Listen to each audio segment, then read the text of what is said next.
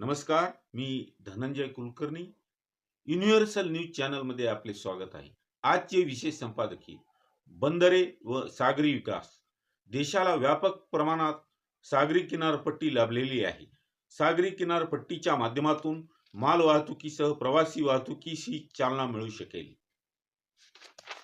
यासाठी सागर किनारी जहाजांना सुरक्षित बंदरांची निर्मिती होणे आवश्यक आहे. तसेच यामुळे सागरी पर्यटनालाही चालना मिळू शकेल. जलवाहतूक ही सर्व दळणवळणाच्या साधनापेक्षा अतिशय स्वस्त असल्याने जलमार्गाद्वारे वाहतुकीला गती देण्याची गरज आहे. यामुळे ही देशाच्या विकासात भरच पडणार आहे. सागरी प्रदेशाचे किनारपट्टीचे विशेष उत्थान झाले तर सागरी व्यवसायातही वृद्धी झाल्याशिवाय राहणार नाही. देशाच्या विशाल किनारपट्टीवर बंदरांची निर्मिती व किनारपट्टीचा विकास या महत्त्वपूर्ण बाबी म्हणावे लागतील. सागरी मार्गे वाहतुकीस चालना मिळाली तर याही दृष्टीने देशाच्या विकासात भर निश्चित पडेल, यात शंका नाही. पाहत रहा युनिव्हर्सल न्यूज चॅनल.